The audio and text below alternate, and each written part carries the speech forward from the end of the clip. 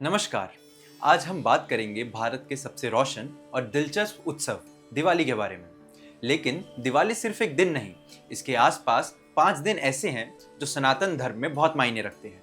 आज मैं आपको इन 5 दिनों की असली कहानियां, उनके अर्थ और सही रिचुअल बताऊं, पुराण आधार पर। और मैं गारंटी के साथ कह सकता हूं, इस वीडियो से कुछ न कुछ नया सीखकर और जानकर ही जाएंगे।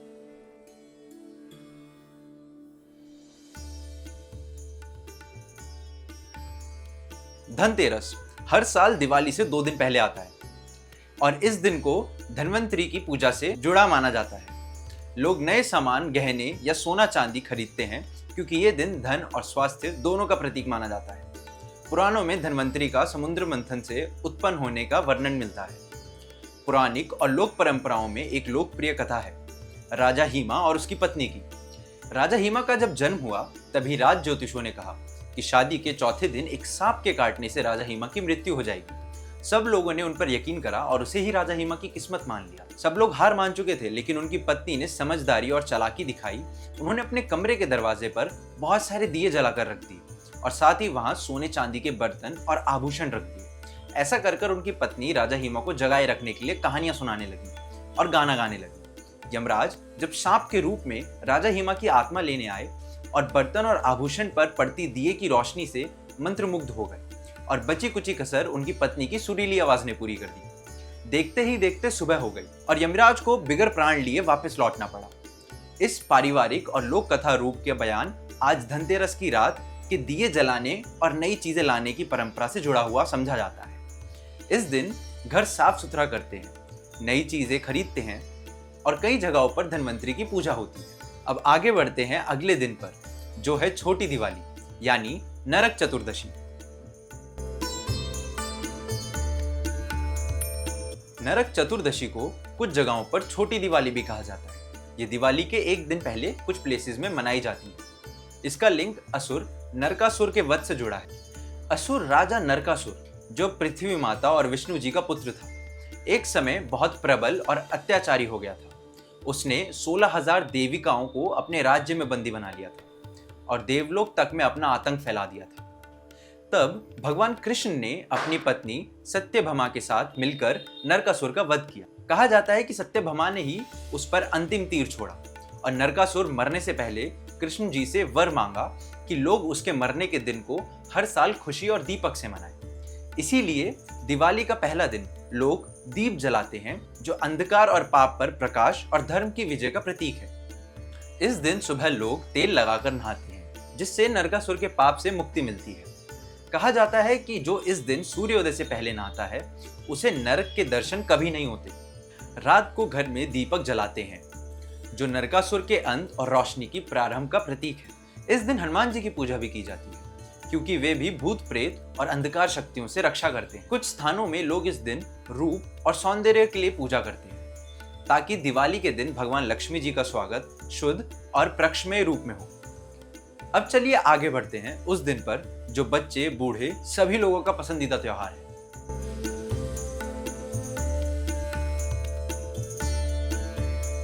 दिवाली यानी दीपावली सबसे बड़ा रोशन दिन है।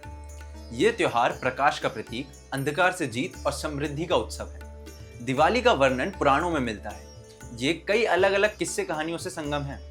रामायण में राम जी की अयोध्या वापसी, कृष्ण जी का नरकासुर संबंध और लक्ष्मी जी का समुद्र मंथन।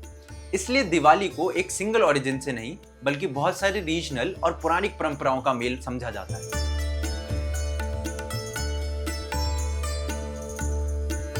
घर को पहले से साफ और थोड़ा रेनोवेट करें, स्वीपिंग और रंगोली। संध्या समय में तिथि देखकर लक्ष्मी पूजन करें। एक सफेद कपड़ा, चांदी, मेटल की थाली, दिया, फूल, मिश्री, अनकुक्ड राइस, रोली, तिलक, लक्ष्मी विष्णु की प्रतिमा या फोटो रखें। पूजा के बीच में मंत्रों से लक्ष्मी जी से समृद्धि और धर्मात्मा जीवन की आशीष मांगे।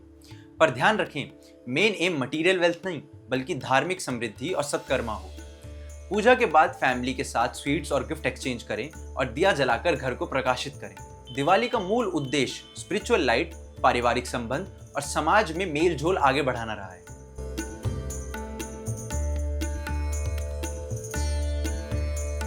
गोवर्धन पूजा दिवाली के तुरंत बाद मनाई जाती है। ये वृंदावन की एक प्रसिद्ध कथा से आती है। इंद्र पूजा के चलते लोग इंद्र को सम्मान देते थे। कृष्ण ने उन्हें सिखाया कि प्रकृति और गोवर्धन का आभार करें। इंद्र क्रोधित हुए और बारिश भेजी। कृष्ण ने गोवर्धन पर्वत को अपनी उंगली पर उठाकर गांव वालों की सुरक्षा दी। इस लीला का वर्णन भगवत गीता पुराणों में भी मिलता है।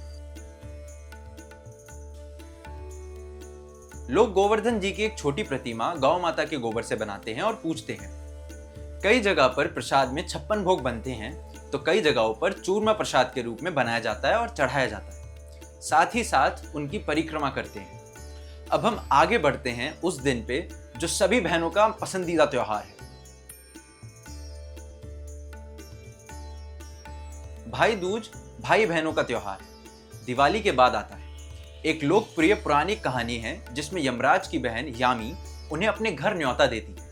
यमराज मृत्यु के देवता हैं, इसलिए वो कभी कहीं किसी के बुलाने पर नहीं जाते थे, मगर अपनी बहन के लिए प्रेम रखते हुए वो चले गए। उनकी बहन ने उनका स्वागत काफी अच्छे से करा, जिसमें उनकी बहन आरती उतारती हैं और तिलक लगाकर मिठाई खिलाती हैं। यमराज बहुत खुश हुए और उन्होंने एक वरदान दिया कि आज के दिन जिसको भी अपनी बहन से तिलक मिलेगा और प्यार मिलेगा, उसकी आयु लंबी होगी और उसकी जीवन समृद्धि से भर जाएगी। तब से ही भाई दूज को मनाया जाने लगा, जिसमें बहन अपने भाई को तिलक लगाती हैं, खाना बनाती हैं और उपहार देती हैं, और बदले में भाई भी उन्हें ढेर सारा प्रेम और तोहफे देते हैं। तो दोस्तों, ये थे वो 5 दिन जिनमें हर एक दिन का अलग अलग अर्थ और कहानी है। मैंने कोशिश की है कि सब कुछ पौराणिक और क्रेडिबल सोर्सेज के आधार पर बताऊं। इन कथाओं का रीजनल वर्जन्स अलग हो सकते हैं, लेकिन मूल संदेश सब जगह कॉमन मिलता है। अगर आपको ये वीडियो पसंद आया हो तो लाइक, शेयर और सब्सक्राइब करें, और ऐसे सच आधारित कहानियों के लिए शोरगुल मीडिया को फॉलो करें। दिवाली की हार्दिक शुभकामनाएं। रोशनी और ज्ञान आप सब पर हमेशा सदैव बनी रहे।